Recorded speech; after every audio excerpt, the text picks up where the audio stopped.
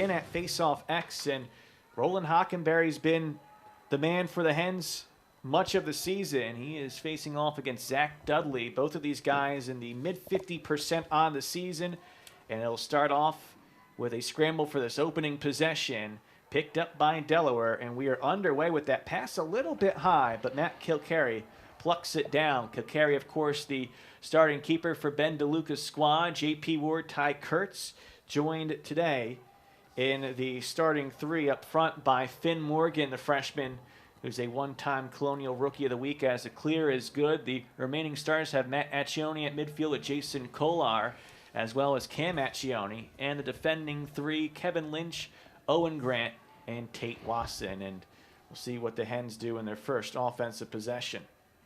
You know, Delaware did a nice job handling that drop-back ride by UMBC.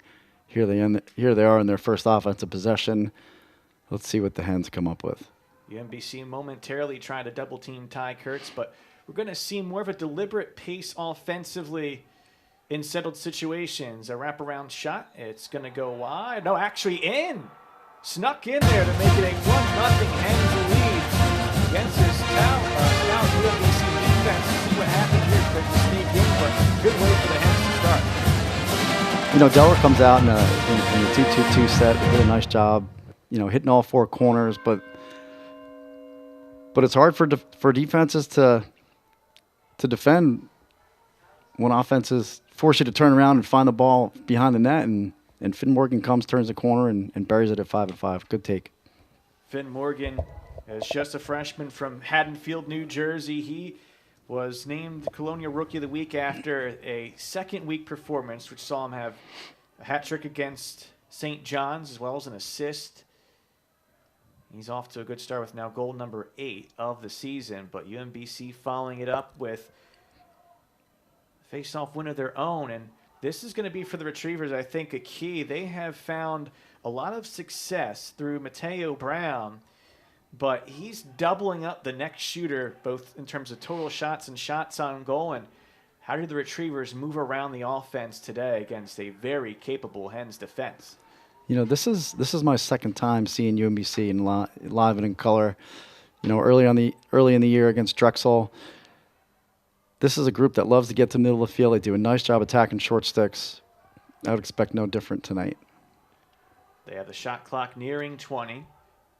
Here comes their first, I believe, a shot there, but it's ball well wide, a scramble. Still could be a chance for UMBC to get a shot if they pick up the ground ball, which they do, but the shot clock down to 10. A looping pass received by Nuke Gutierrez from the near wing. Skips it over to the far side. Pass goes to X2 on the shot clock. It has to come off now, but it won't. The horn sounds, and a good job by Delaware. Taylor Bohannon, the quad captain, didn't have time to shoot, and it's a turnover. And here you go. You see UMBC mixing it up, kind of jump down a little bit from a riding point of view, and Delaware is out. Owen Grant, he is, as a long stick, particularly adept moving the ball in transition, and he takes the carry here, and we'll look for a teammate to give it away to, but he is somebody that the Retrievers, they need to keep an eye on if the Hens want to push the pace in transition. He is someone on both ends of the field. He's just so dangerous, and that's the name of the game. Getting up and down, scoring transition points, and he's a big-time catalyst to this Delaware offense. Finn Morgan has the carry on the near wing. He had the game's opening goal. We're more than 3 minutes in. Toss up top. Hands are free. Ty Kurtz passes away, though.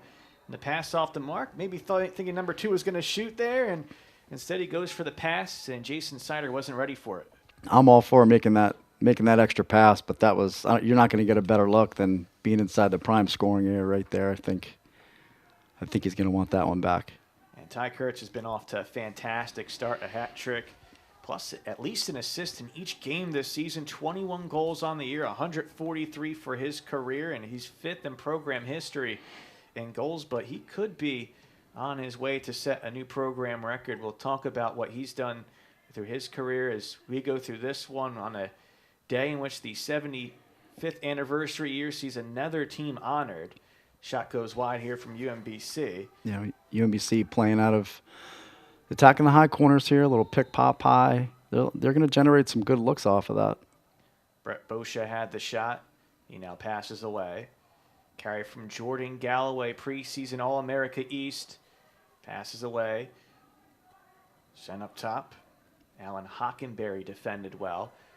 Shot clock approaching the final 25. Here comes the first shot in this possession, and it's a goal.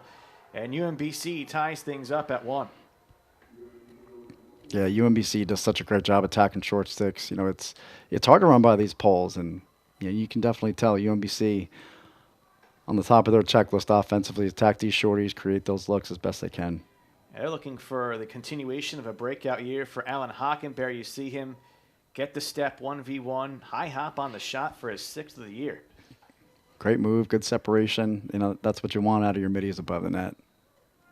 Face-off violation this time. So Delaware 2 of 3 start at face-off X. They'll have the next possession here. The Hens want to make sure that they do a real stout job at face-off X after conceding goals. It was not just any sort of face-off issue, but a multitude of issues when Michigan on Saturday had a 9-goal run after Delaware had a 6-goal run of their own. It flipped that game from the end of half 1 into half 2, and for Delaware, sometimes it can go that way for any team. A multitude of things going against in that 9-goal run, but it's been a good start for Roland Hockenberry this year at face-off X. Here's a wraparound shot from J.P. Ward. Shot denied. Good save by Jason Tingay. Ball swatted to try to keep it in bounds for the Blue Hens, and eventually the loose ball picked up by Ty Kurtz. Yeah, there's your fresh reset. Before we get continued, it's going to be, indeed, a fresh 60 there. First, they didn't go for the recharge on the clock, and the officials wanted to make sure that it was correctly to 60. There was never a UMBC possession there. So now the Hens will work it around. Hands are free to fire, and Ty Kurtz snipes it home. His 22nd of the season. It's 2-1 Delaware.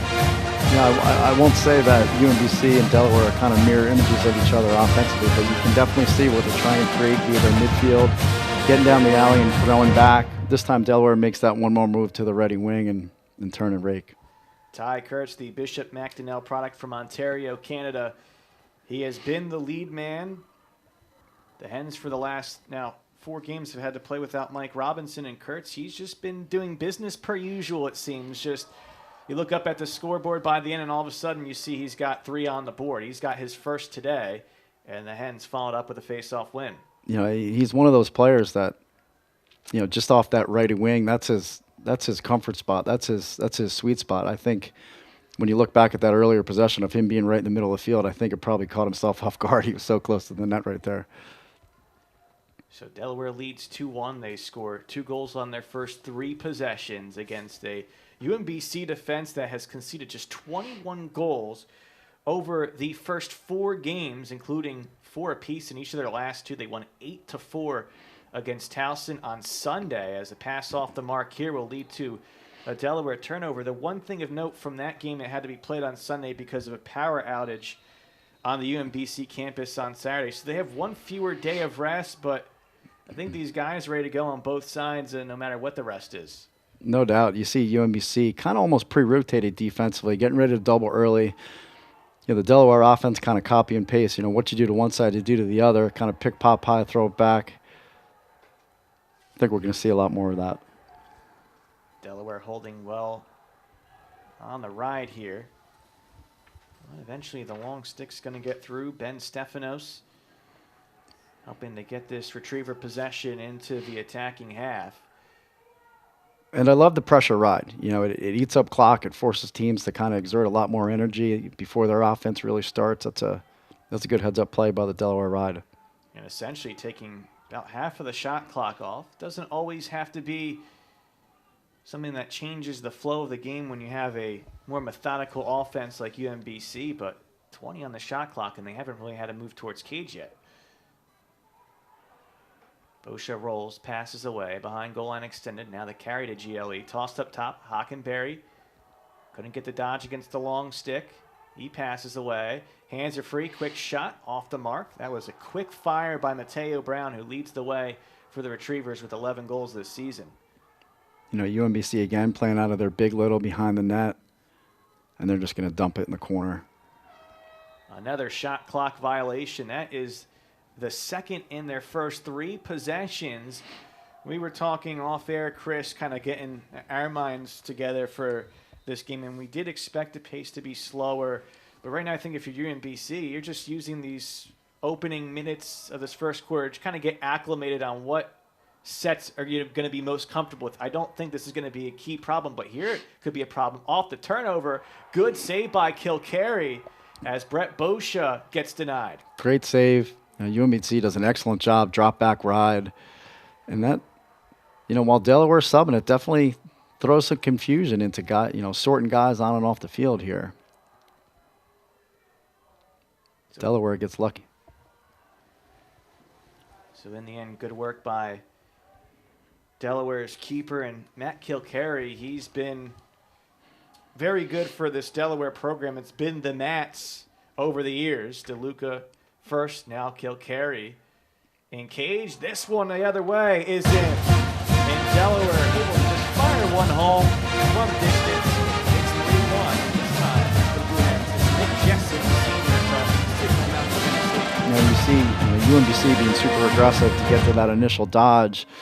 But that's what Delaware wants. You see that kind of bang-bang passing and off the pick-pop high from up top. Great spin, great catch. Catch Tingay to the short side there. Good offense. UMBC's on it, though, defensively. You can see it. You know, they definitely on a quick turnaround. They're prepared for the Hens, and we're going to see more of these quick slides, I have a feeling. Great work defensively to force Sider to lose the stick. As a result, after the faceoff win, a turnover going the other way. And so UMBC, they don't look rattled. Right now, this is good offense against good defense. But it will be key to see how the offense takes care of the ball for UMBC. They've been not only good taking care of possession, but they've been good on free balls. Over the first 4 games, UMBC, more ground balls, 109, than opposing shots, 107. And it shows how they really do so many things to help out their cause in terms of limiting the opponents on the scoreboard. It's not just good defense, but an overall team effort. This UMBC offense is very calculated. I mean, what offense isn't, right? But this group is all about timing, spacing. You look at the 2 players on the inside playing off of each other. The big little behind, causes so much confusion for defenses. That wraparound shot from Jordan Galloway was off the mark. Delaware is doing a nice job of forcing UMBC to run by them. You don't really see a lot of heavy doubles out of the Delaware defense just yet. Now Hockenberry gets double teamed. The rotations were there. The passing wasn't. As a result, a turnover by UMBC. Just very timely from the Delaware defense. And now Owen Grant will look to get things moving the other way. Good clear. Hens off to a good start in this first quarter. 10 minutes complete, up 3-1. Finn Morgan got things started off. Ty Kurtz following it up. And then the last goal from Nick Jessen for the Blue Hens. J.P. Ward on the carry. UMBC sends that early double, 2 passes later. That's a great look. Shot was off the mark. Scramble right behind to try to keep this ball alive. And Delaware scoops it back up. Heavy check. We play on. Great look inside. Oh, what a save. Yeah, that was right to the heart of the defense. Good stop. Both goalies feeling it early. Delaware does get the fresh 60, but Tingay, he's been absolutely lights out this year. He's led Division I with a 4.82 goals allowed average and a 65.5 save percentage. He is definitely central to what's been going on for the Retrievers this year. As Kurtz drives, his shot denied. Loose ball in front, and it's picked up by UMBC. That was it's not going to get any better than that on both sides of the ball there. Offense creating plays and defense making stops. Goalie was outstanding on that series. 2 teams that I think throughout this year they're going to see the capability. Delaware was ranked to start off the season after their late victory at Georgetown in the NCAA tournament last year. Started off 3-0 this year, but UMBC, they're receiving votes. You think these are two teams that aren't ranked? This is a very deep Division I men's lacrosse now. It's getting better and better every year. Games that are going down to the wire from top to bottom and continuing to grow as a sport at the Division I level, but a good midweek showcase, I think, for these two teams. Here's a shot that's blocked low. Doesn't make it through, and here we are, the Hens going end to end. Looks like UMBC already has half of the attackers marked up, and so yeah, great job reacting back. That's got to be one thing you have to imagine when you're allowing just about 5 goals per game, that you're really helping out your cause. A transition defense for UMBC has been stellar throughout the year, and it's going to be a wild card today if Delaware can get some points on the board in that variety. No doubt. That's a credit to the UMBC offense, too, reacting back and being smart in transition and taking away that Delaware transition. Forced this to be a half-court game. J.P. Ward falling down. Tingay makes the save. Heavy carry him to the far wing. Clay Miller trying to help out, but eventually the ground ball pickup by the Hens. And that was Ty Kurtz, who is just so alert. We talk about all the things he can do in terms of scoring, but can't overlook what he can do to get loose balls. Can't. And here we go, second chances. You know, both teams are so dialed in to what each offense wants to create off the initial dodge, but asking defenses to defend, 2 and 3, and now this is 4 times within this series here. They have the shot clock at 68 here. I don't think that's possible. We might have to go back and you get a save situation or a shot off the pipe and an offensive rebound, and it's got to reset to 60, not 90.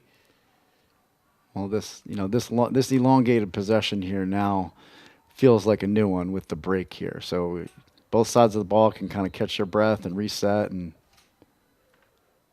play out the rest of this shot clock. J.P. Ward showing off his defender, but losing the ball. It's great on-ball defense. That was good work there by Ethan Robinson. He's been perhaps the most stout of many stout defenders for UMBC as the Retrievers have a successful clear. Robinson entering the day with 10 ground balls, 9 caused turnovers, and one of the key factors for this #1 ranked defensive unit statistically. He kept it simple. That was textbook defensive 5-5. So up top it goes. Playing a little sub game here, and looks like UMBC's got about 40 seconds on the shot clock. Once again, attacking the short stick, playing out of the big little from behind the net. UMBC not super active out of this formation, so it kind of allows Delaware to get set. You kind of like to see UMBC share the ball a little bit better here, but they're great at when they're attacking short sticks. So let's see who they go back with here. Here we go. Down to about 20 seconds on the shot clock. Wraparound shot will get through as UMBC will cut this deficit to 1. It's the younger of the Dowdy brothers, Kevin, on the board. The sophomore makes it 3-2. Attacking short sticks. That's been the name of the game for UMBC so far. And whether they're dodging from goal line extended or from up top, it's just a great move. One step and go. Delaware is asking their short sticks and their poles to sit down and play good man-to-man defense, and UMBC takes advantage. Under a minute to go in this final minute of this first quarter. Ball pops away off a Delaware stick, but eventually scooped up for the face-off win. The ground ball there from Harrison Ewing. And so the Hens have a chance for the final possession of this first quarter, unless things go the other way. Nearly was turned over. The final minute of any quarter can really start to make things unsettled, but crisis averted for the Hens, and they'll try to probably take this down to the final, I would say, 20, 25 seconds before really get moving.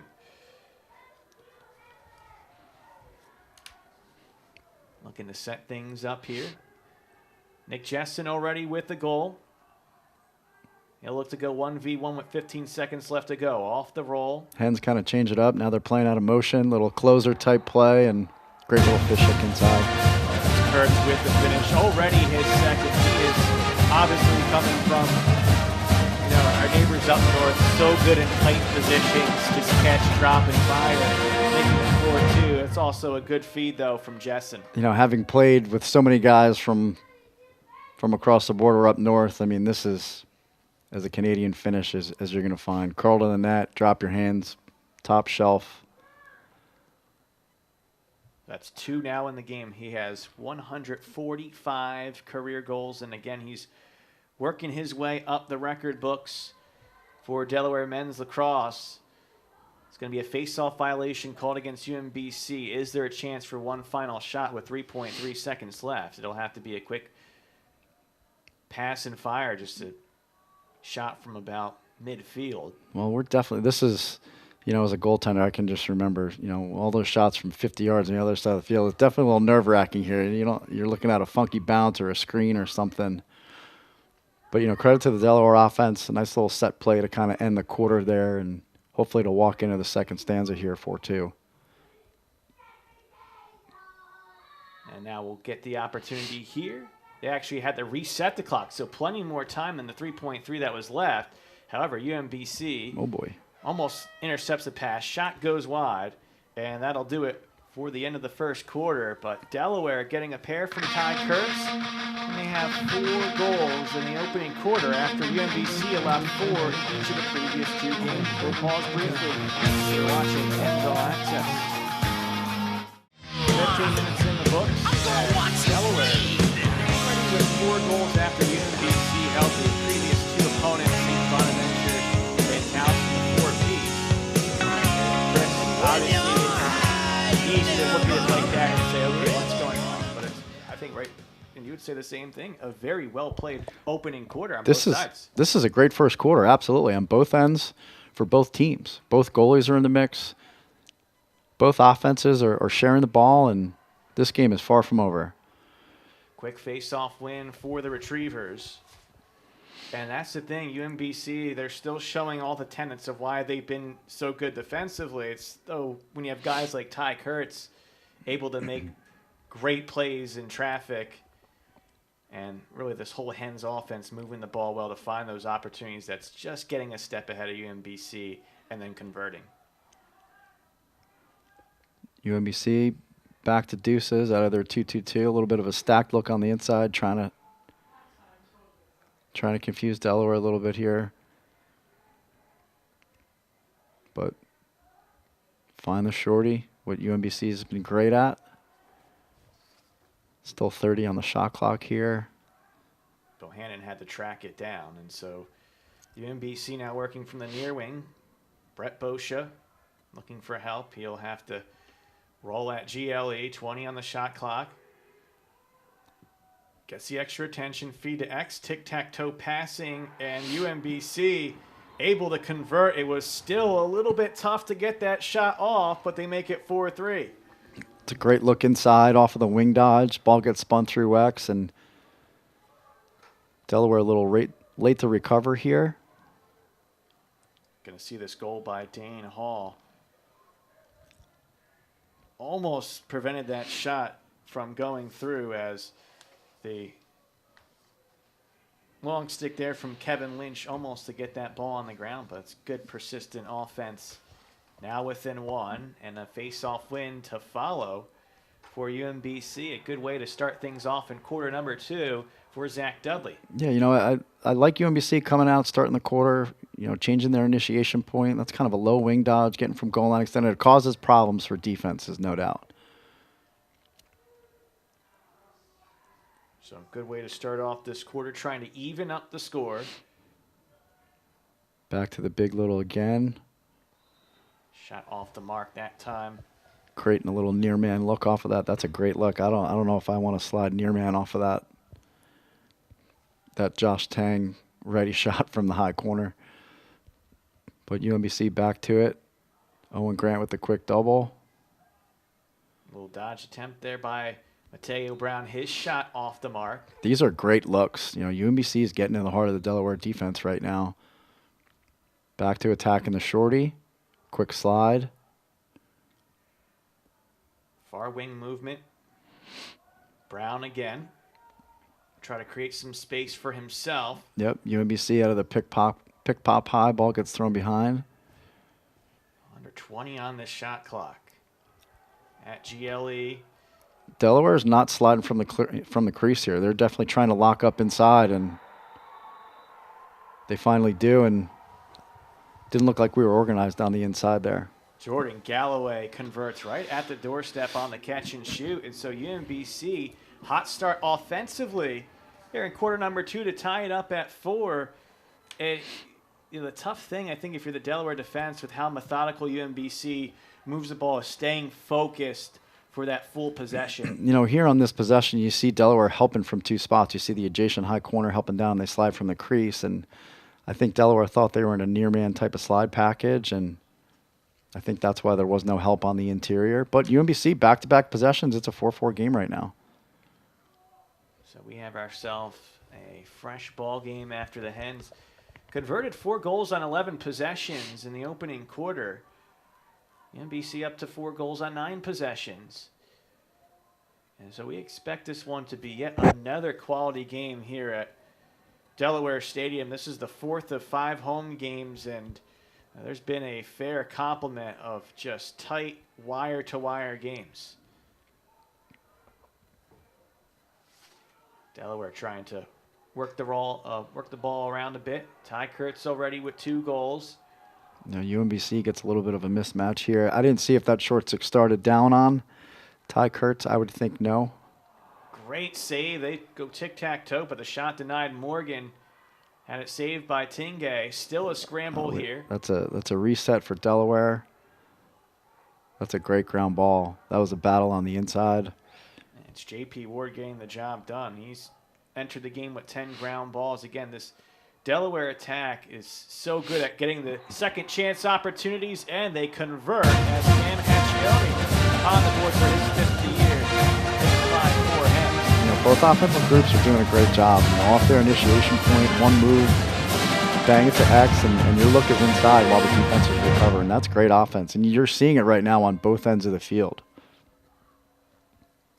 Credit to these offensive coordinators, really challenging their guys to dodge with their head up and off that first pass, look inside. Both clubs are doing a nice job right now. 5-4 the lead, and we see 3 offensive possessions, 3 goals, but again, it's the patience and the formation and organization of these teams that are really standing out right now. Ball on the ground, Ward has to scoop it up, but tight quarters there. It's going to be a timeout called before we resume there because that ball was very close to going out of bounds. If I could write you a song to make you fall in love, I would already have you up under my arm. I used up all of my tricks. I hope that you like this, but you probably won't. You think you're cooler than me. You got designer shades just to hide your face, and you wear them around like you're cooler than me. And you never say hey or remember my name, and it's probably I think both of these teams are so well coached and they're so well prepared. Tonight's the night that you kind of let your guys go out and kind of get after it tonight, and watch your teams grow and not overcoach them. And you see that with the looks that these clubs are creating. I like it. You see a look at the series history, and there's a good history in terms of NCAA tournament play. In 1999, the program's first NCAA tournament win was an overtime victory, and then the 2007 quarterfinal victory. But the last matchup, go back to 2010, so just to see these teams back at it. It's been a while, obviously. And that last meeting was a triple overtime 11-10 victory. So we're excited to see what these teams have to offer. But usually, you go back in the history, it's always pretty fun. Oh yeah, regional rivalry, a midweek game. I don't think you can kind of script it any better. What game doesn't? But this game means a lot to both of these clubs before they start heading into their conference play. And UMBC trying to stay undefeated. The Hens trying to claw their way back, off of a 2-game skid. Both of these teams have so much lacrosse ahead of them. This is a game for growth tonight for both of these. Delaware, their next game is You don't even look when you pass by, but Mercer, but then after that, they will face for the first time in American East play Bryant in their opener in about a week and a half, and Bryant has had success in recent seasons, including NCAA tournament appearances. So both of these sides just trying to keep up the quality of the cross and getting big dubs. Up top it goes, and that shot denied. Put back opportunity, maybe no. And it's stopped by UMBC. Great save, a quick little look. And again, Delaware trying to take advantage of that UMBC kind of pre-rotated defense. Great look through over the top, even better save. Jason Tingay has been absolutely stellar this year, and today no different in this one. He is now up to a total of 5 saves so far today. He has answered the bell on each and every one of these shots. The Bayshore, New York product, Tingay, is a little charge here for UMBC. Heavy check, ball on the ground, just able to check that ball away from Taylor Bohannon, and Delaware looking to go the other way. They're trying to push the pace. Grant passes away. Tight angle for the Kurtz shot. Saving a heavy rebound. Ball still on the ground. That should still be a shot. And let's see here. Are they going to keep possession on the Delaware side? They will. Delaware gets a reset. UMBC on the previous possession, tries to take advantage of a little bit of a sub game. They got a great look. Delaware even better stop. And now the Hens look to play some O. Hands are free momentarily. Shot fired high on another effort from Jessen, who spent his freshman season at Lafayette College and now the last 3 with the Blue Hens. That's a great move for the lefty, sweeping over the top. I would expect to see more of that from him. Up top it goes for the Hens. The Hens in general off of this offensive possession, it seems like they're still in their kind of pick, pop, high set, but they're starting their dodge a little bit higher, trying to run by this UMBC defense. There's Jason Kolar starting things off from up top. It's worked around near wing to Kurtz, who gives it away. Shot clock at 15. Plenty of time here. Let's see the Hens play with some poise. Another reset. Back to 60. A lot of offensive rebounds. That wraparound shot might have hit off the pipe, if not the keeper, from Finn Morgan, who tries to skip it, and it goes right into the waiting stick. It's a good heads-up play.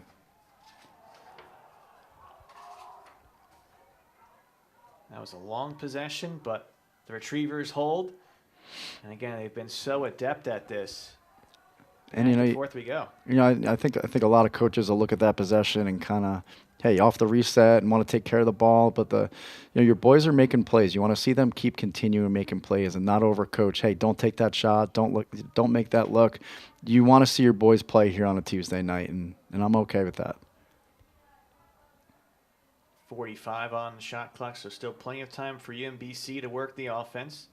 I'll take the carry from X to GLE. Toss up high is a little bit over Mateo Brown there. The UMBC now with both short sticks behind the net here. So let's see if they kind of change anything as this possession winds down a little bit. Good stop.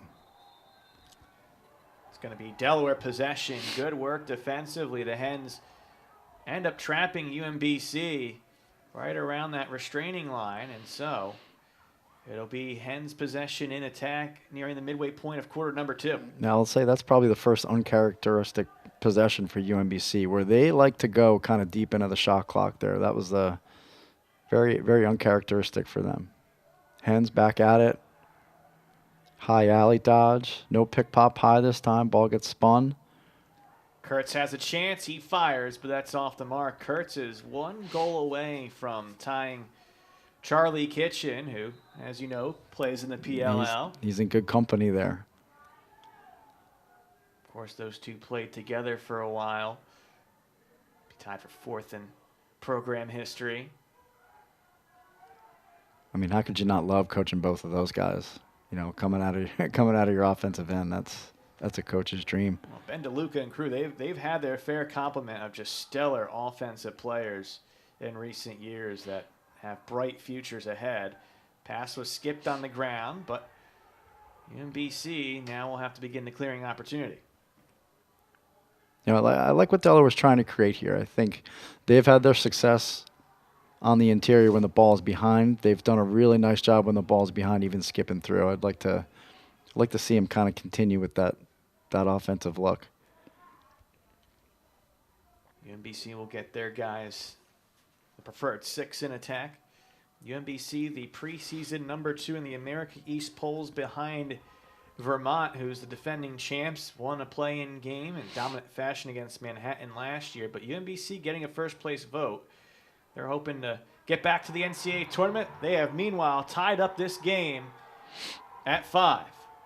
You know, UMBC is playing with 2 short sticks behind the net. They've got 1 rolling off. I think the Delaware rotation was kind of slow to get back to that skip pass, but that's the look. You know, he's the open guy. At some point, you got to leave somebody open, and that high and away look is there, and skip through. And you know, both of these offenses are very similar. And look, this is offense 101. You know, draw, skip it through, and all that, but very methodical, and that's a true UMBC possession right there.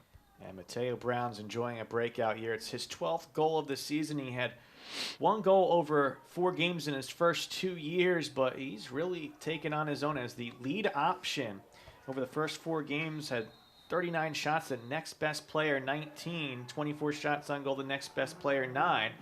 Has a timeout called here. And this is again one of those situations you're just trying to secure the possession. 6:05 left to go, kind of get things set up here, but I think the last 6 minutes of the first half are going to tell a lot about where this team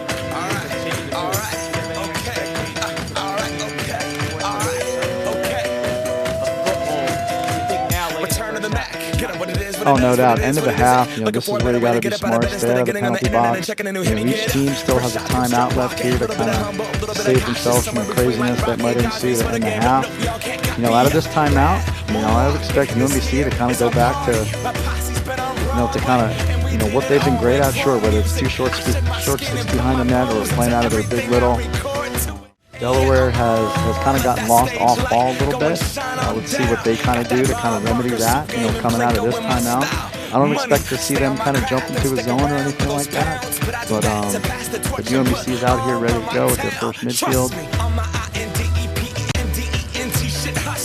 Chasing dreams since I was 14 with the 4-track bustin'. Halfway across that city with the back crush shit. Labels out here, now they can't tell me nothing. We give that to the people, spread it across the country. Labels out here, now they can't tell me nothing.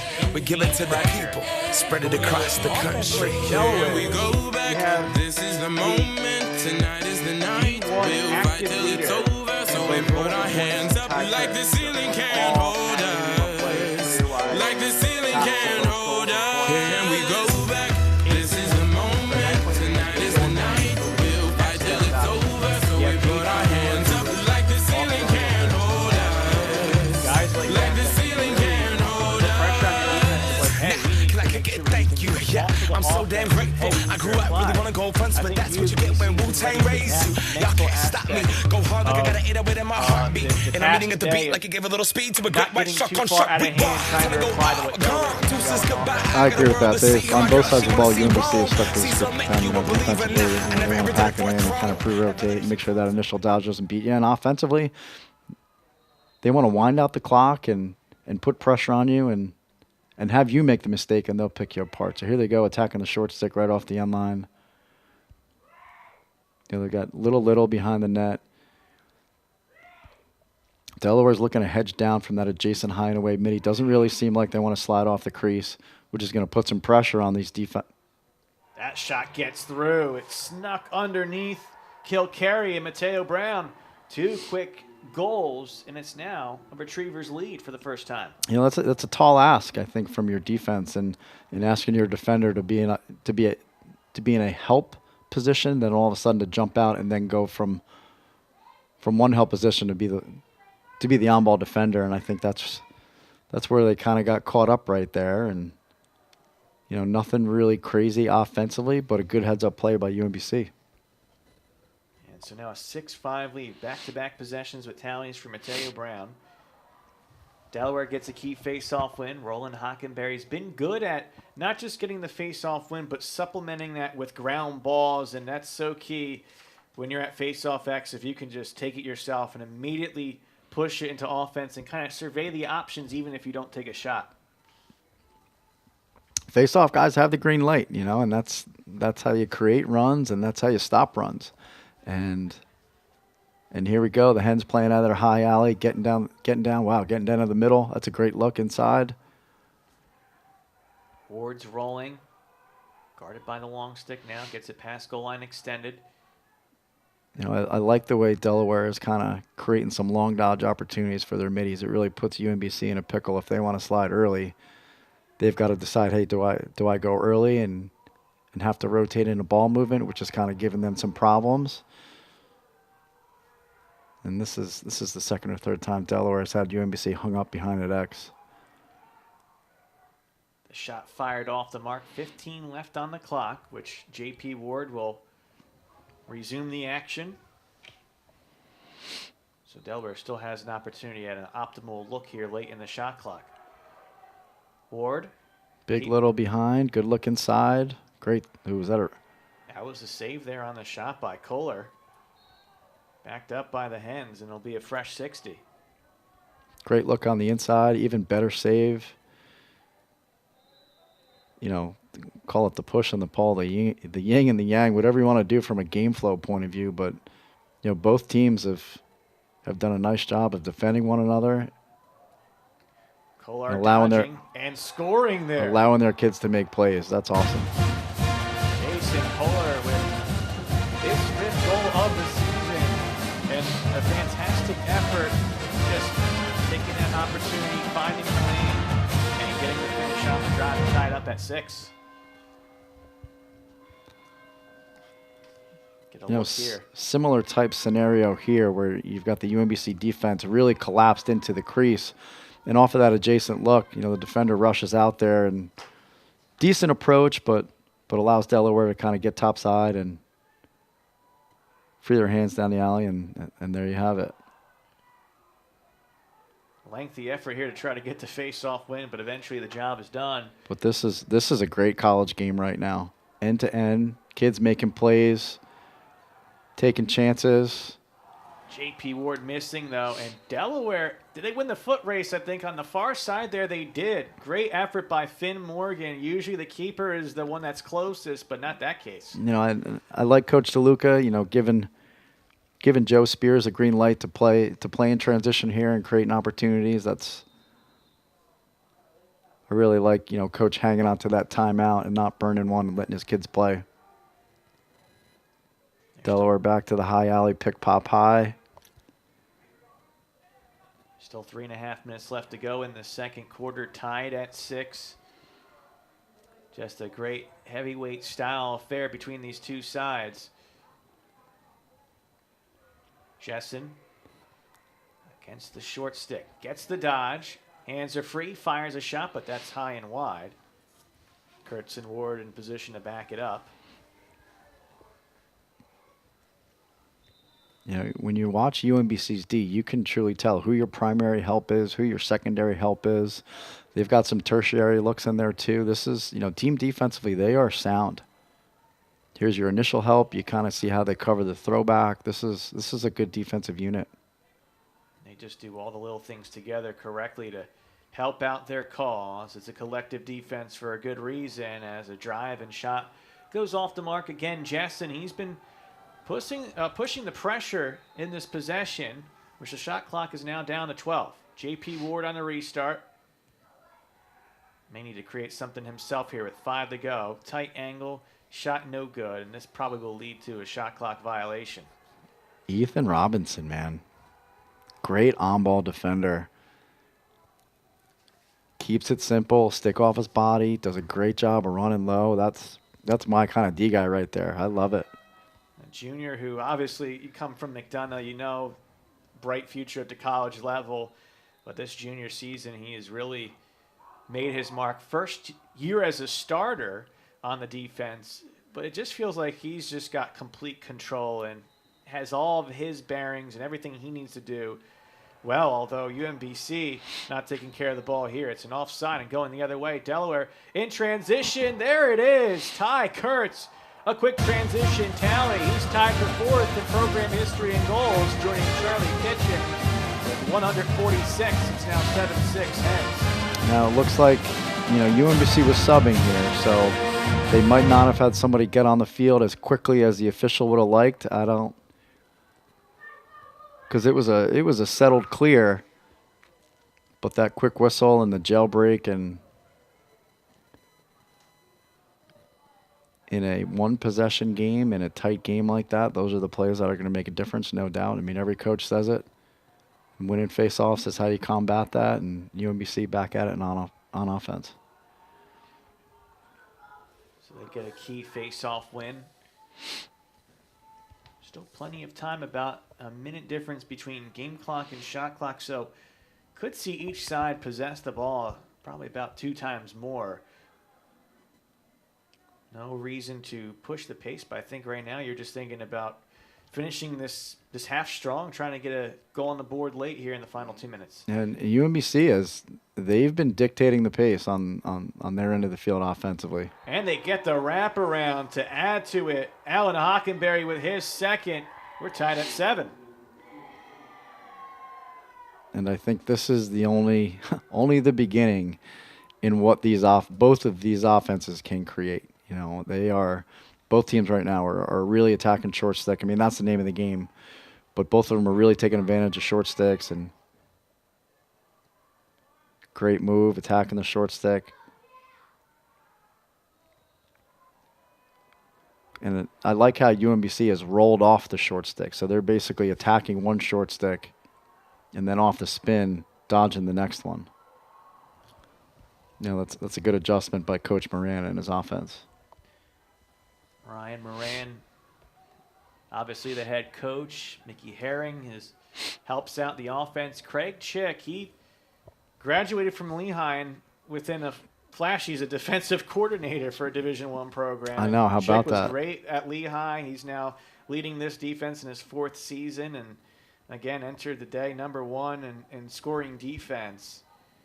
And obviously for Delaware, head coach Ben DeLuca, he's got a great cast with him. Matt Rakowski, Trey Wilkes, Jay Curvada, volunteer coach, who was a great Fogo type guy for the Hens. Meanwhile, we see our first penalty, and it's not been a lot this year for UMBC. I believe only 8 penalties over the first 4 games, but chance to see the Delaware man-up offense here. You know, their power play has been fantastic to start the year off, and I would expect, Coach Rook to kind of keep it simple here. And, you know, they're traditionally a 3-3 group that really likes to look inside, and, you know, they've got some snipers, you know, around the perimeter. You know, what offensive, power play or extra man unit, doesn't have that, but look to see them, stay in their 3-3 for this extra man play. We got a good look to see what caused that penalty with that contact up near the head. And so, extra man opportunity here in the final minute. You know, it's a 1-minute foul, so the Hens here can get a couple looks here, and if they don't, they can hold for possession and start the half without the face-off. Yeah, it's about 11 seconds that would be left in the penalty if they don't take the shot here. It doesn't matter. They get it, and it's on the board. And back in. Mike Robinson. For the first time in 4 games. He had 2 goals, 2 assists over the first 2, and he's another one. 116 career goals. It's 8-7. Yeah, when you count the righties and you count the lefties out there, it definitely did a double take and said, well, we really haven't seen Mike Robinson is in that lefty shooter spot, so there you have it. We haven't seen much of him, but first time you go man up, well, a good opportunity for him maybe to get back in the groove of things. And so down the stretch here, this final now half minute with UMBC following it up. UMBC has a timeout. Doesn't look like they're going to burn it. What will they draw up as Alan Hockenberry, who has 2 goals, with 10 seconds left to go? They're pretty spread out. Looks like they're just going to play here. Looks like that penalty was locked in. So the Hens kind of get a free double. Hopefully they don't foul to end the half here. And UMBC calls timeout. They want to keep that possession to the end of the half here. Delaware gets the possession. Well, you can have a situation there that you half. And so 8-7 to score. And again, so much that we can say that's good about these two teams. There's not a whole lot to critique. It's just right now kind of kicking back and enjoying the game from all walks. Yeah, no doubt. You know, these two teams are very similar in their makeup and the way they're coached, sure. But you look at UMBC and, you know, their patience is kind of, you know, I would say probably their MO right now. And, you know, they don't take a lot of shots. They take the right shot. And offensively, they do a nice job of using the whole shot clock and creating the look and wearing defenses down. And that's going to give any defense problems. When you force defenses to play for a full shot clock, sure, that's in their job description, right? But that's a tall ask for any defense to kind of to stay dialed in for that full shot clock. It feels like it's one of those games that's going to be as mentally taxing as physically taxing. Just again, the focus is so key because one little slip there of the mind, someone can get behind you and score. And the way this game has been, we may be seeing more of that as the first half will come to a conclusion. Delaware getting a late man-up goal from Mike Robinson going to the break, leading the Retrievers 8-7. We're at a halftime break. More to return as you're watching Hens All Access. We're back at Delaware Stadium where they tail the tape for half number one. Second half set to begin. It's a bit shocking to see the shot differential for Delaware 27-6, 7-8 in terms of shots on goal. But Jason Tinga, who's been fantastic all year again, doing a great job with 9 saves and right for the UMBC offense. One save on that Delaware has been really waiting for their shots that have been incredibly tough and stuff. Baseball calls for Delaware, but there's a lot of moving pieces here that are all kind of working and weaving together to make this a 50-50 game. You know, UMBC offensively, they're all about efficiency. You know, shot clock efficiency, you know, shooting percentage. They have been fantastic with that. And with Delaware, they've kind of gone with the complete opposite trend where they're trying to pile it on right now. And both groups have been successful. So you can kind of see, you know, it doesn't matter the style of play. Both groups will be able to find their groove, but sticking to who they are. Few minutes, I would think, of this half is going to be key. 8-7, Delaware leading, but pretty much since those first two possessions of quarter number one were converted by UMBC, this has been one that has the feeling of being just nip and tuck as we move forward. Now, Delaware has still 11 seconds of an unreleasable penalty to take advantage of. And UMBC, they have possession to start off this quarter. So the Hens get a chance to double team the ball off the end line, which they do. Great turnover to start. They'll still be on the power for about 10 seconds. Delaware will just have to clear the ball successfully here. UMBC, nice job with their drop back ride. Gives teams fits across the board because all of a sudden teams rush up the field and there's limited real estate to find outlets, and patience is the name of the game there. And that has been the case. You know, I guess if you're a retriever, you're a golden retriever, patience is obviously a virtue if you're a dog, and why not when you're a lacrosse player? It works out fitting in that one. And I mean, I love the drop back ride. It's just a whole nother element and forces defenders to be smart in transition. Jessen has it along the near wing. He did a good dip there and fires the shot home. Wonderful dodge, wonderful finish. It's 9-7 Hens. That's a great take from the high alley. Nice little swim and under move. And I don't know if Delaware has figured something out, but I think this is the second short side look against UMBC, against Tingay here. And great swim. He gets under. That's been seemingly kind of his most comfortable style on the dodge. Is kind of looks like you're going to go one way, and I'm going to go left to right in some way, shape, or form. That time, as you said, we see the swim, but he's been good at it. Great move from up top. You know, early in the second quarter, you saw him really sweeping from up top and getting to the middle. This time, he kind of flips the script on him and comes under. You got to keep defenses honest. That's a great move by him. An even better shot because UMBC was dialed and ready to go, and sure, maybe that slide could have been a step quicker, but that's a great play. Again, let your guys play. Eye off the ball there. They were just trying to work the ball around and thought about it a little bit too quickly from Mateo Brown. As a result, a UMBC turnover. We haven't seen too many of those where it just gets a little bit too antsy, so to say, offensively. And so the clear is good.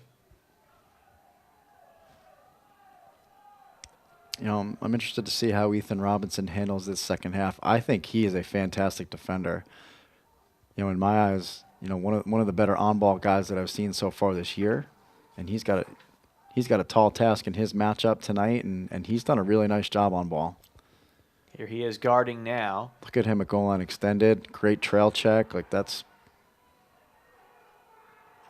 just lights out there, and J.P. Ward was the one that had taken away.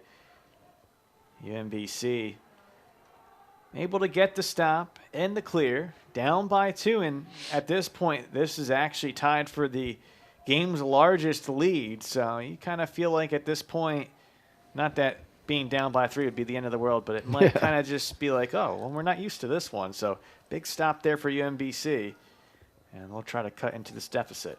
You know, the Delaware offense is, you know, this is common territory for them, you know, averaging, putting up 12, 13 a game. You know, UMBC playing from behind, and again, 2 goals is nothing. But playing from behind, I don't think it's something that the way they're built that they'll be super pumped about, but we'll see how they respond. They've been great so far. I mean, like you said, too, that is well within reach. Nick Gutierrez. Yeah, UMBC once again playing out of their big little from behind, doing a nice job attacking short sticks where they've been successful. Boscia well off the mark there. 12 on the shot clock. Still plenty of time here for UMBC, but they're going to have to go quick off the pass, I would think. No, I was just going to say, you know, is UMBC going to leak anybody off here? I was giving them credit for keeping their guys on, but they just, you know, snuck somebody off and dumped it in the corner to get their defensive personnel on.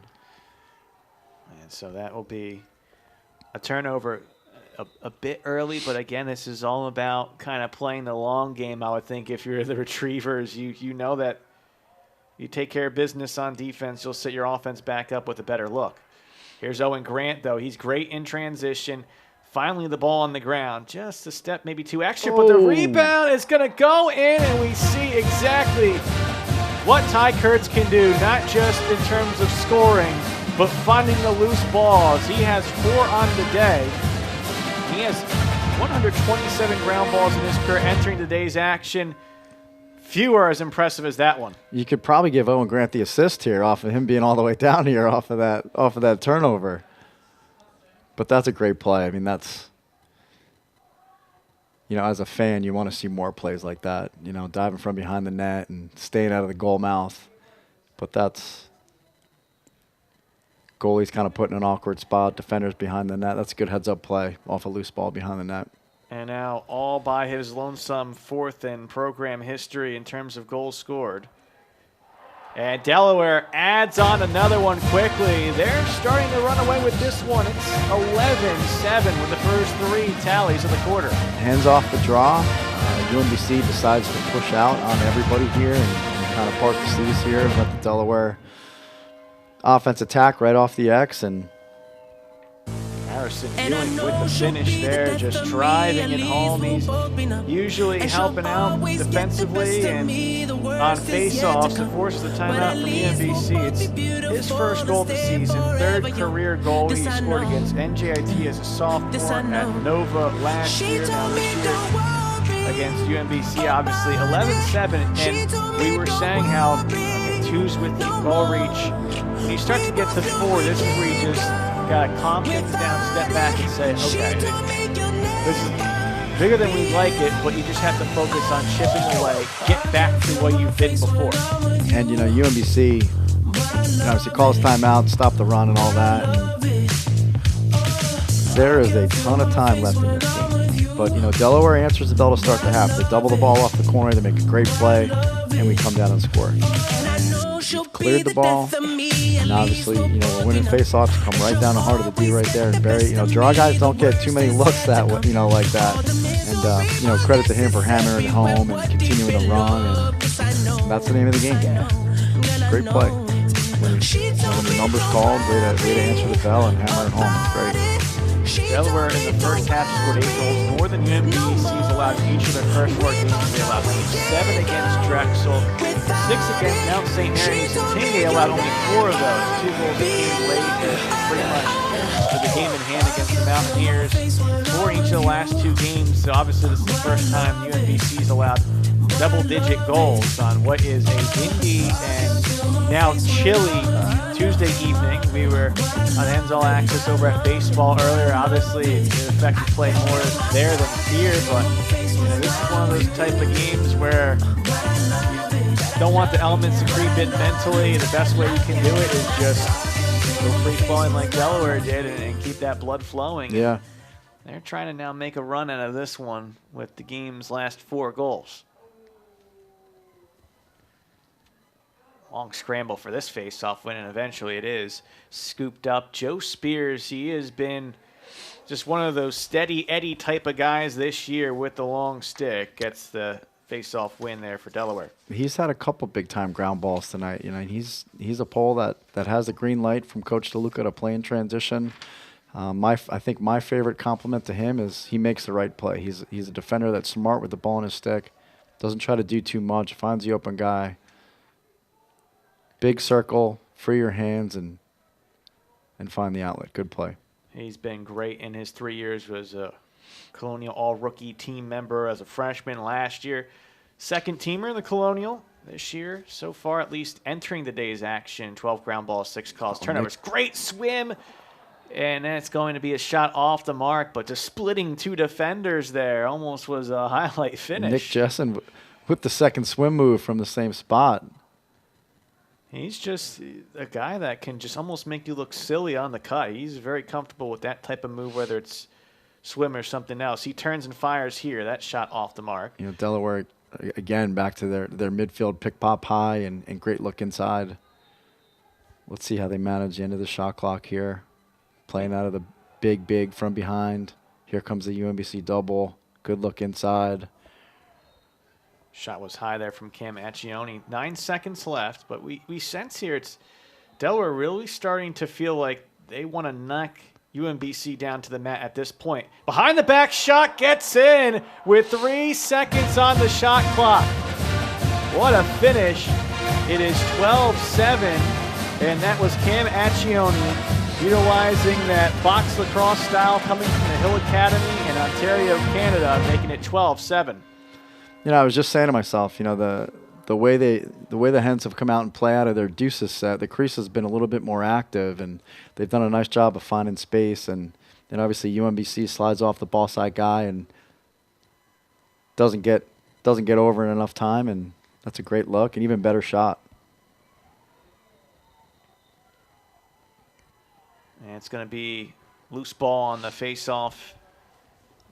Foul called against Delaware. So UMBC ends a 3-possession run for Delaware, all goals. And you know, that was the one thing that maybe was seeming least likely, as now UMBC offsides gives it right back. But that seemed like one of the things that's going to be least likely in half number 2 was score, face-off win, score, face-off win, score. But Delaware gets it and is now in control. Oh, boy. Great save. Big one there for Tingay, who now has double-digit saves on the evening. Had enough time to see it. I think the Hens kind of double-clutched a couple of those. I think they were kind of fighting. Do we pull it out? Do we not? And it's a great save regardless. There's retriever slow to get up on that clear attempt. Not sure if there was something before contact that caused Kevin Dowdy to go down. I believe it is Kevin Dowdy, but obviously now situation here where they're going to check him out with injury.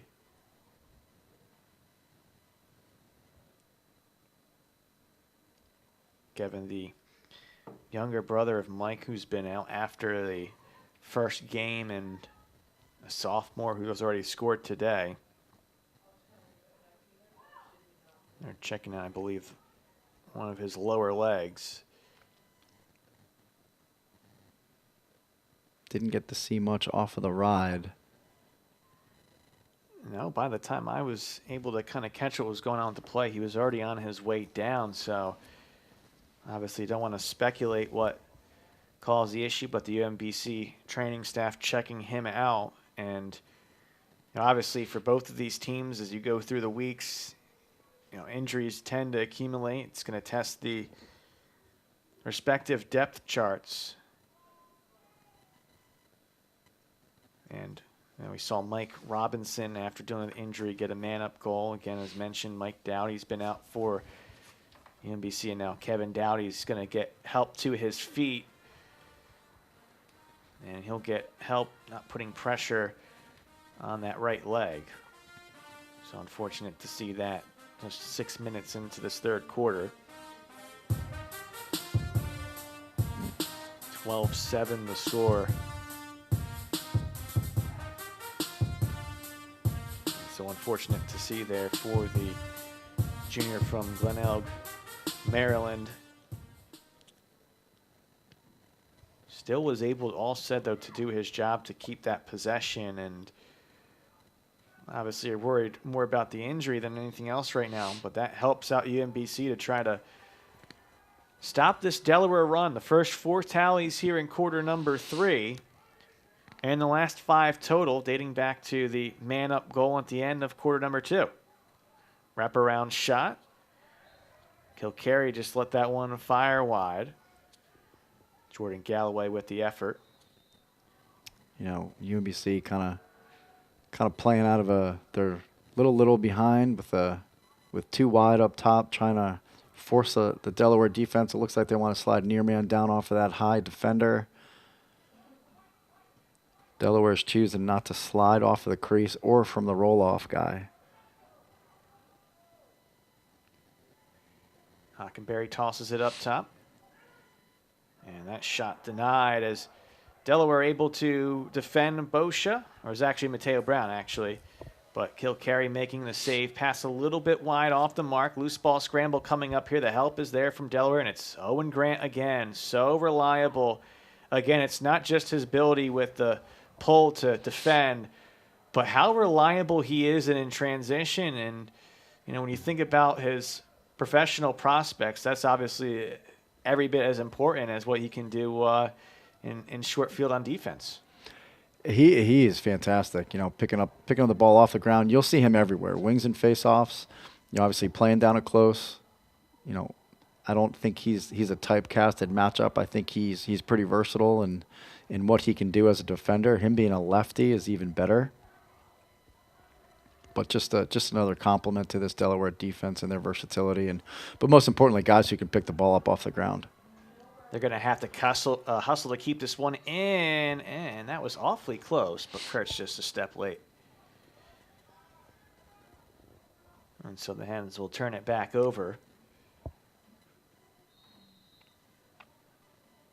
All 4 tallies by Delaware, doing so on the first 5 offensive possessions for Delaware in the quarter against this UMBC defense, which was allowing just a shade over 5 goals per game. 21 over the first 4. That's 5.25, and Delaware hanging 12 on them so far. With still plenty of time left in this one.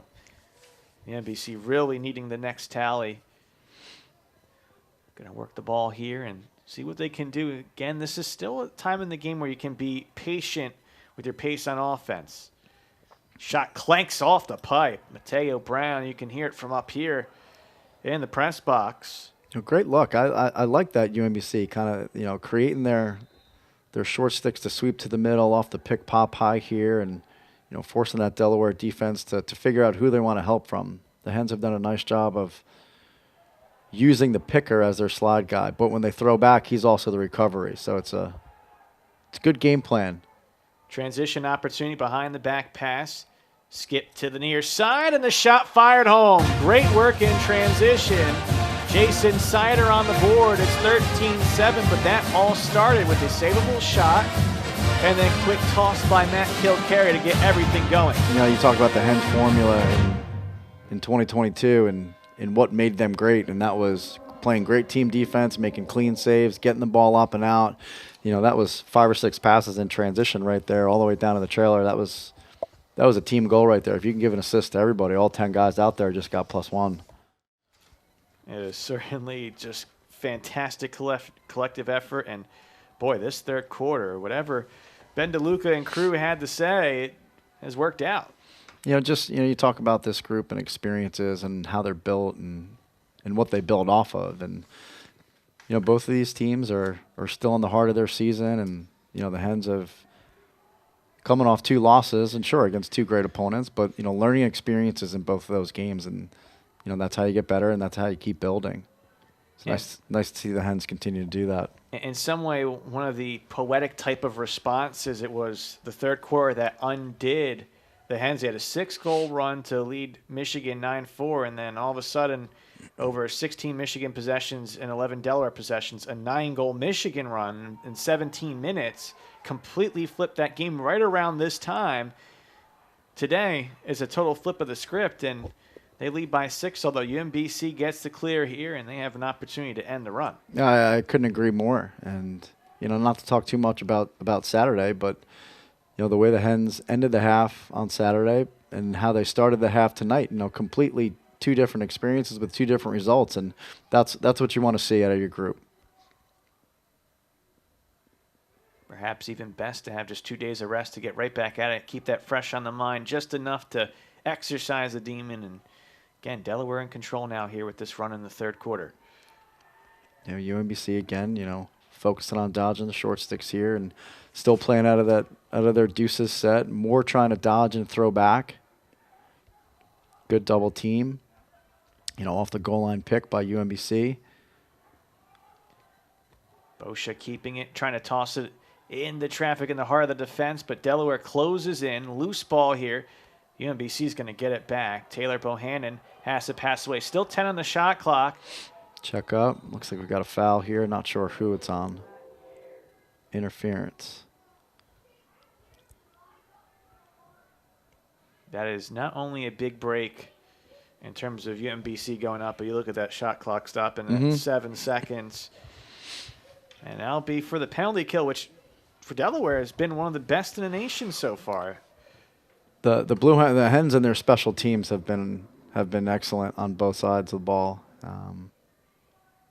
In this Delaware group, let's see what UMBC. This is their first power of the day. UMBC comes out in a 2-3-1.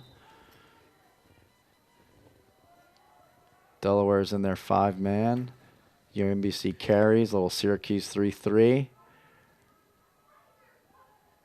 Now they're playing out of a 3-3. Delaware rotating, sticks up. Remaining patient here, but now 10 left on the penalty.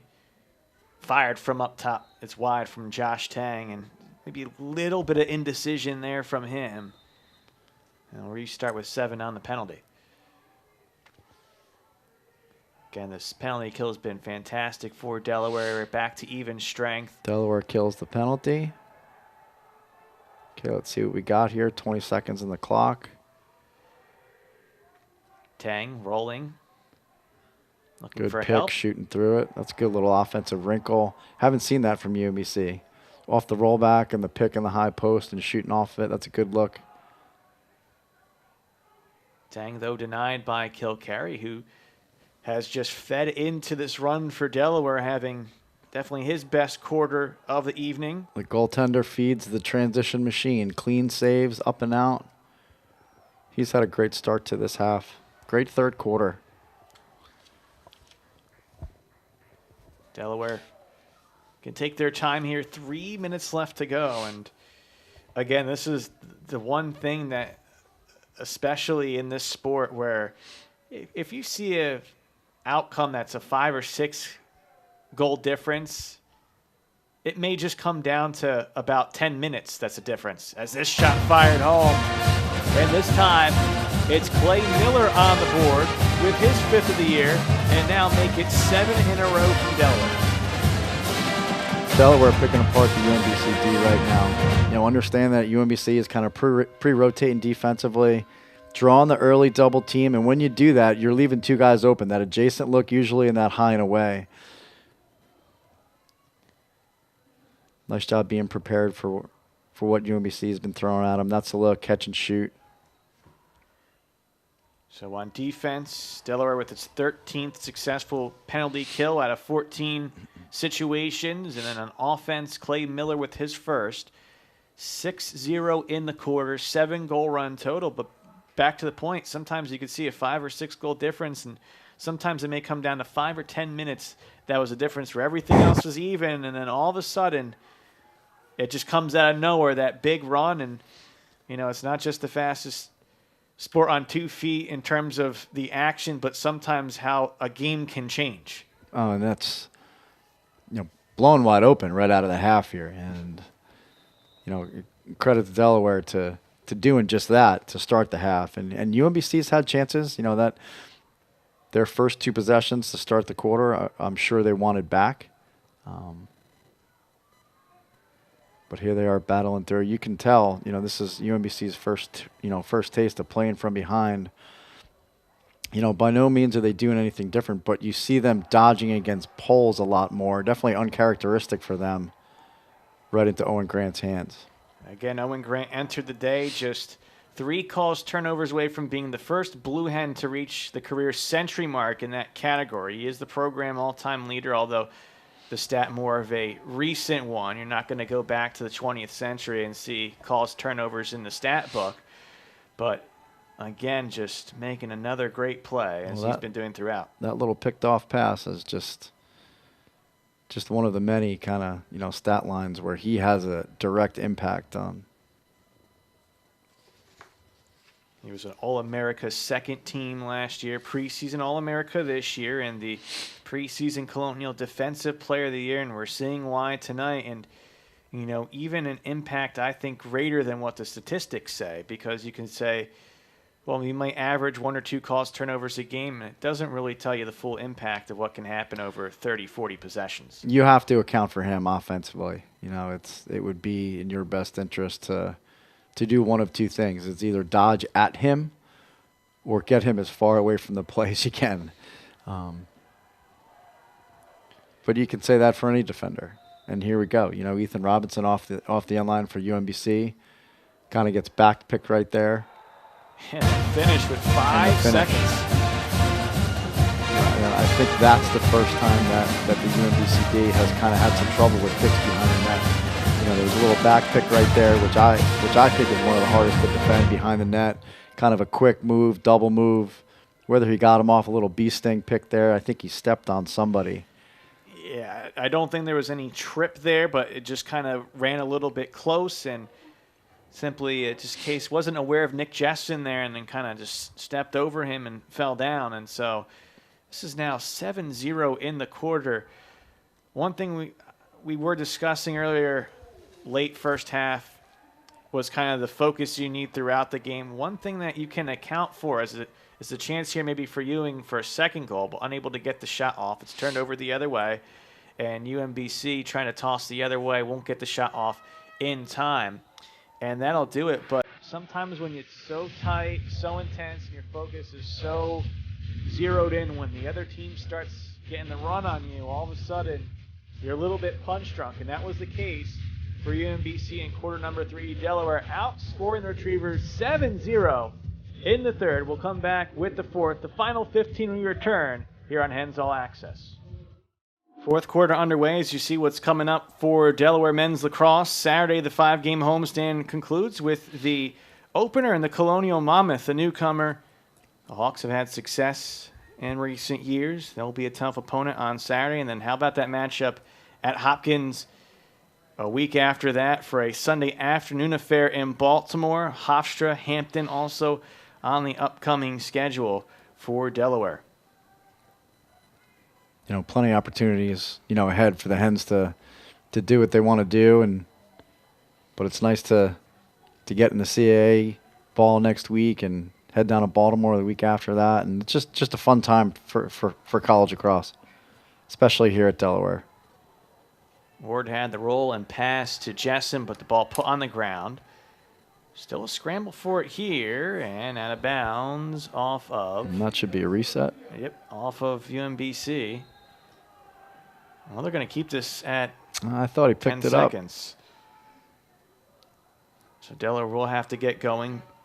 Ward on the roll, guarded by Robinson, tosses it up top. Kurtz fires, shovels it, and it is saved. That one just came down to the clock being too much of a factor. Clear is good. Let's see if UMBC can press it here. But that Delaware defense seems to be marking up pretty quickly. And I do think that's one of the differences perhaps that was anticipated coming into this game was Delaware having the stronger firepower, to be honest, and UMBC having to play, as they say, on schedule to have more success, more so be on schedule than what Delaware could do. It was very much on schedule for UMBC in the first 2 quarters, and then quarter number 3 happened, and for the Retrievers, were not able to handle it the best they could. This shot gets denied. Kilcarry denied on the drive from Taylor Bohannon, out of bounds, backed up by the Retrievers. But I think the thing here is for UMBC, you get an opportunity to learn from this game and moving forward to kind of see what things you can do differently when the run is going against you. No doubt. And, the key here is not to panic either. You want to keep coaching your guys. Don't coach the score. Don't worry about that. Don't worry about that at all on both teams here. You just want to keep playing because there's going to be situations like this that, both teams are going to be in again moving down the road. And you just want to keep coaching your guys.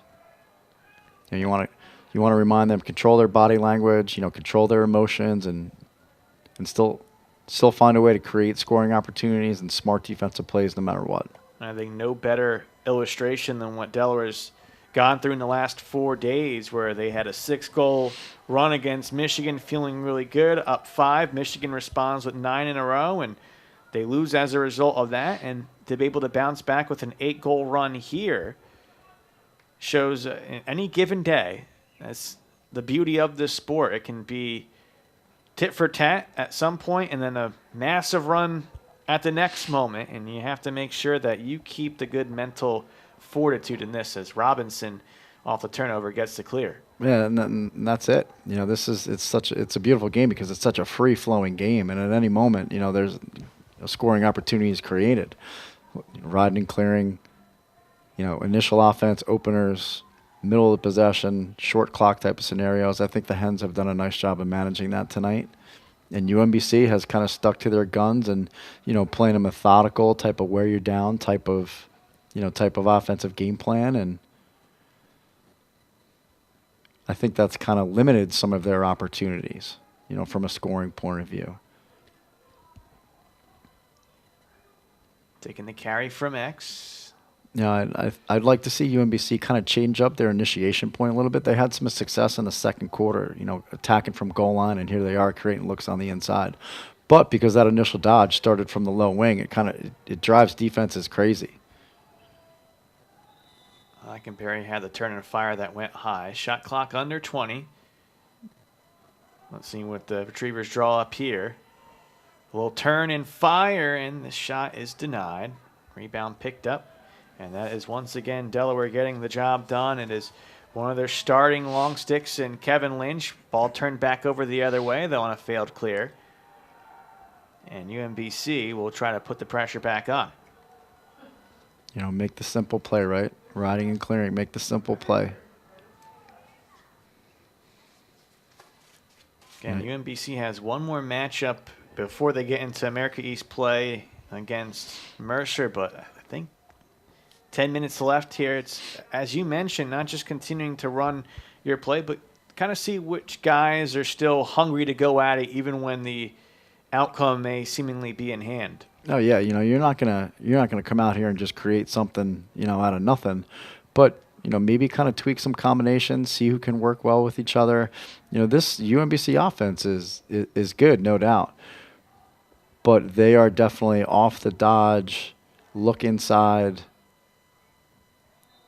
That one fired wide as clock here with 27. Still plenty of time as Mateo Brown had the shot. Plenty of time, but I do like their two-man game off the end line. That definitely drives defenses crazy, whether it's big, little. I did like a couple of goal line picks or a couple high post picks shooting off of that. That was definitely something that the Delaware defense hadn't seen. A couple little high post up picks and a couple more opportunities. But here you go. You got Owen Grant in transition. just feeds himself for the shot. It's denied, though. But that's a penalty. Flag is going to go down now. And that's just unlucky, having a defender or anybody rather, step in the crease while the goaltender has possession of the ball. We will say before he's going to get charged for the penalty, what I love is just how he's setting himself up on the ground ball and just swatting it forward, getting the running start, and then he's off to the races. And he's done that, again, much throughout his career. For a long stick to have 12 career goals, 5 career assists, says a lot. Oh, it's he's a treat. When he goes end-to-end, that something special is about to happen. And that was, a good trail check by UMBC. But that's what you want to see. You want to see Poles playing in transition, creating opportunities and scoring opportunities. Don't have to be a hero in transition, but it's nice to see those guys get theirs as well. Under 20 on the shot clock. UMBC can mentally play free here because, again, a penalty pending. So they try the skip pass. It was off the mark, and now we will have the penalty served. First chance at the UMBC man-up offense since that third quarter stop, which now made Delaware 13 of 14 on the penalty kill this season. Oh. And that, again, on the short list of best teams in Division I men's lacrosse. Let's see what UMBC's extra man unit comes out in the start. Now, for UMBC, are you noting anything with obviously having one of those key long sticks serving that 30-second penalty? Are you trying to find a particular play with Grant being out considered in mind, or just focusing on long versus short? Yeah, I would say UMBC to me is hey, this is what we do. Let's really not concern ourselves. But they are a circle to a 3-3. Good stop. Carey had just one save in the first half, but he has really upped that here in half number 2, still not conceding a second half goal. So Delaware kind of tossed in this second half shutout so far with 7 minutes left to go. UMBC was empty in 8 possessions in quarter 3. So far 0 of 4 in quarter 4. And that not including the staggered possession end of quarter 2 and the beginning of quarter number 3. We are even now off the UMBC extra man. UMBC trying to pressure a little bit. I was off the ball there momentarily, but again, Ty Kurtz, he just has almost a sixth sense for it. Sees that ball on the ground and just gets right for it. He has such a knack for handling the ball in traffic and picking the loosies up off the floor. You don't see that a lot out of O guys. There's a handful that I can say that. I think those are the guys that are the most annoying to defend, because it's like, okay, well, all of a sudden he gets it right back in again. Now you have to defend him because he's just trying to keep that possession. Oh yeah, just so squirrely. Whether it's in the ride or off loose balls or him playing off ball, he's... Can't take your eye off of him for a second. As UMBC trying to get on the board here. Yep, UMBC still playing high-low out of deuces. And there it is. And where they've had success from their midfield is sweeping to the middle, increasing their scoring angle. Really nice catch and one move and attack that top foot of the defender and get to the prime scoring area. Great pull, great shot. I think even pulled it back to the near side when they got to the middle. That was Mateo Brown, and it snaps a streak in which that's the first goal in 15 possessions for UMBC after an 8-goal run from Delaware. And again, UMBC, taking what Delaware gives them. Delaware hasn't been really helping off the crease. They've been hedging down from that high defender in deuces, and they kind of bait them the hedge a little bit and spin the ball back up top. It's a tough approach, and you see where they've been successful. 5 and change left to go in this one, barring a Monumental comeback. Delaware is going to have their 4th win of the season, 4-2. UMBC 4-1. 6 non-conference games, 7 America East games this season for UMBC. The America East, a few more teams than the Colonial does, so kind of changes what you see non-conference-wise. Ball on the ground here, but it's going to be called a push. That'll keep possession. Thinking back to my early Blue Hen days, the Hens were once an America East school before we entered the CAA. But it's nice to have this UMBC game on the schedule. You know, for both of these schools. You know, call it a regional rivalry, what have you. But you know, these schools are just separated by about 65, 70 miles. This game should be on the schedule every year. And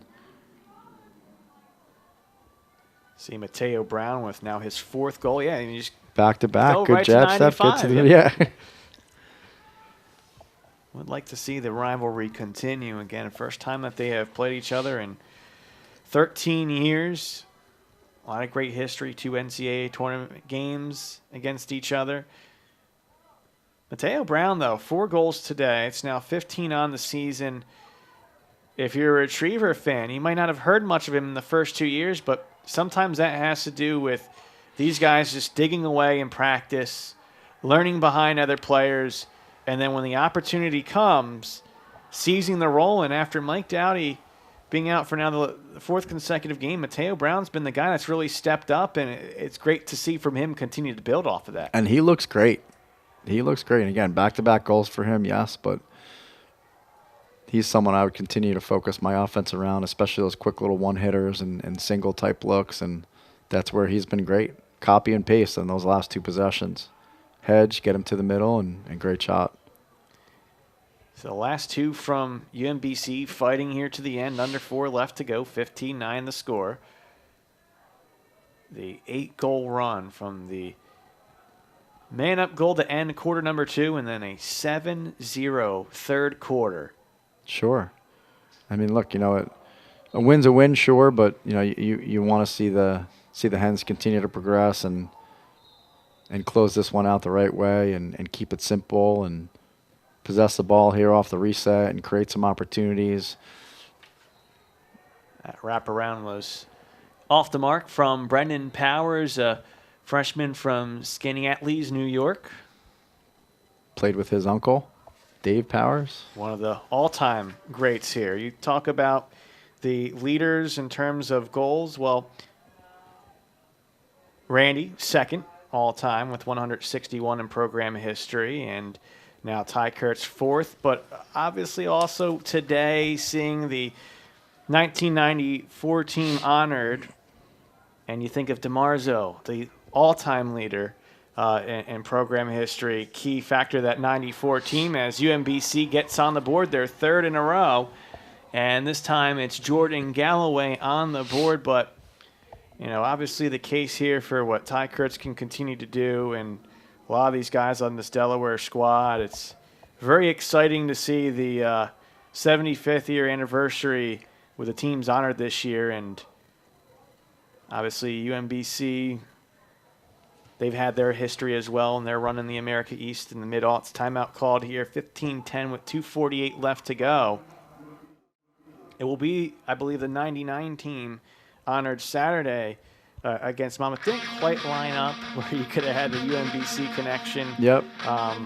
But a lot of these Delaware teams that will be honored, the 2022 team will be honored later this year, and obviously a lot of those guys will be playing on the year. But here you see they had on the scoreboard, it is a 3rd calls turnover in the game for Owen Grant, so he's the first Blue Hen to 100 calls turnovers.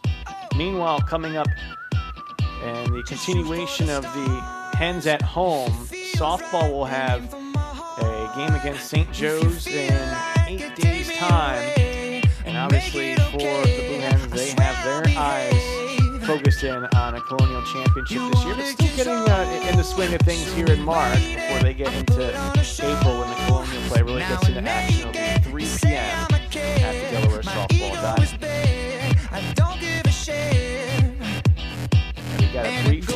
board there. So 100 calls turnovers for Owen Grant, a great career milestone. But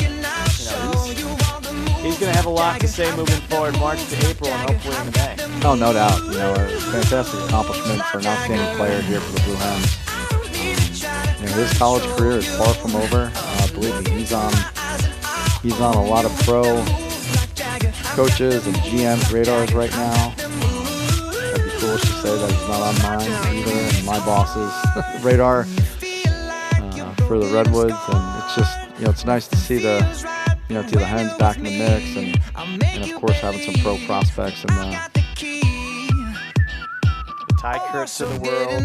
Oh, yeah. 4 goals, 2 assists today, 2 ground balls, 9 shots. Again, he able to move himself past a current PLL player in Charlie Kitchen for Delaware career goals. And yet another hat trick for him. 4 goals, 2 assists, 6 points. He's done that in all but 1 game. Meanwhile, off the face-off win, a quick goal. O.J. Morris gets on the board. A little scoop and score to make it 16-10. First draw of the night for him tonight, I believe. So make it, take it. Here he goes back out for the next one. The sophomore from Dublin, Ohio. Nice patient finish. Had the hands free against a long stick, and anytime you can get that, those type of plays can just feed into you. The face-off win and score, the pull, transitioning, scoring or assisting. Those little things, I think, are what's so special about the sport of just kind of feeding one unit to the next. Oh God, yeah, those energy plays, and there's so many different examples of that. But I think the draw guy goal is by far probably the most energy generating one, especially for someone coming right off the bench and a little chilly tonight. So for him to answer the bell like that is a credit to him. Well, one heck of a way to warm himself up, yeah. I'd say. Again, it's 40-ish, but with the winds, which, again, it's under a gale warning here in the first day, it's feeling like it's freezing out there. Nice drive. The shot, though, clanks off the top of the pipe. And out of bounds will be a fresh 60 backed up by UMBC. And it looks like we got Paul Reedy in the pipes here for the Hens now, too. And so a chance here to see some of the guys who are key reserves for this Delaware spot and key positions. That shot one hops in, and so UMBC gets on the board with 1:44 left to go. Took a high hop there to make it 16-11.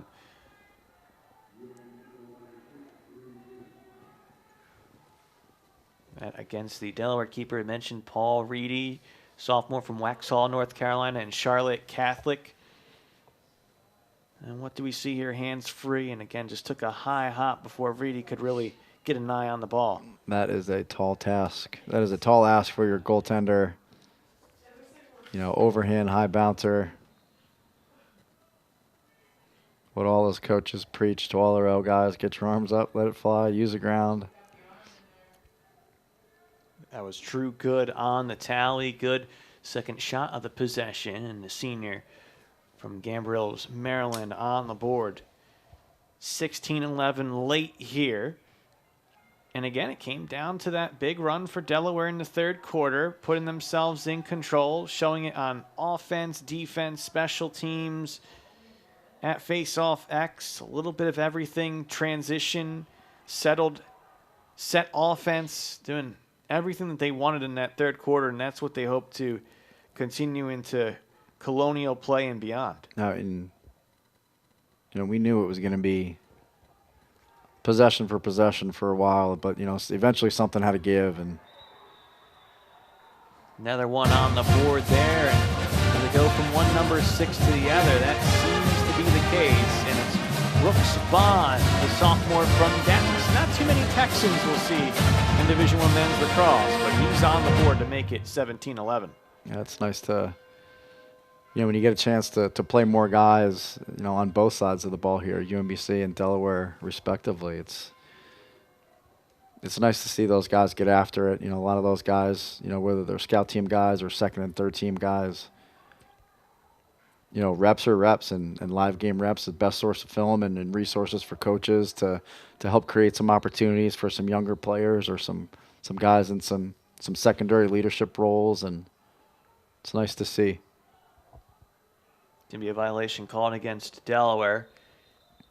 And so the other way we go with 43 seconds left to go. Shot clock's not going to be a factor from here on out. Delaware will again improve to 4-2 on the season. UMBC, they'll hit the reset button after their first loss, but both sides a lot of good things to show, and again, just a great showcase midweek game for Division I men's lacrosse. We'll see if UMBC will try for a final shot here. Working the ball to X, or to goal line extended, I should say. It's a good battle, good one-on-one battle right there. I think that's what we're going to see for the last 20 seconds of this. Ball gets batted down. Nice swap by the Hens. Josh Boyer helping out to put that ball loose. Final seconds here. UMBC, can they get one shot off in time? It's going to go wide, and that'll do it. As the Hens rule the roost today, 17-11. A 7-0 third quarter makes the difference.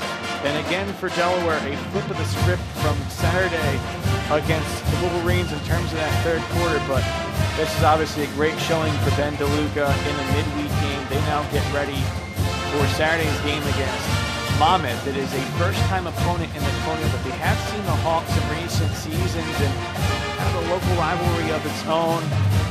Monmouth having a program for about a decade now, and we expect that one to be a good one. But now, come Saturday, this is when things really start to matter. Those wins and losses in the conference making such a difference. Yes, they do, and this is where the payoff. This is where the payoff comes. You know, all the work that the boys have put in beforehand, but these out-of-conference games set you up for CAA play and a chance to get back to the playoffs. And it was really nice to see the Hens bounce back tonight and play their brand of ball. They looked comfortable tonight. They looked like themselves. They looked like that 2022 brand of lacrosse. And look, 2022 is beyond us, and this group is ready to rock. And it's just really nice to see them kind of enjoy this one, and that was important for coaches included. So congrats to those guys. And congratulations to Ty Kurtz, 4 goals, 2 assists. He now has moved to 4th all-time in program history with 147 career goals. And Owen Grant able to get 3 calls turnovers, 4 for the finish, but 3 calls turnovers to reach for the first time in program history. And Century marking out has 101 career calls turnovers. So that'll do it here from Delaware Stadium. Final score here, Delaware 17, UMBC 11 from my broadcast partner, Chris Allen. I am Adam from Boston saying so long. Thank you so much for tuning in to today's production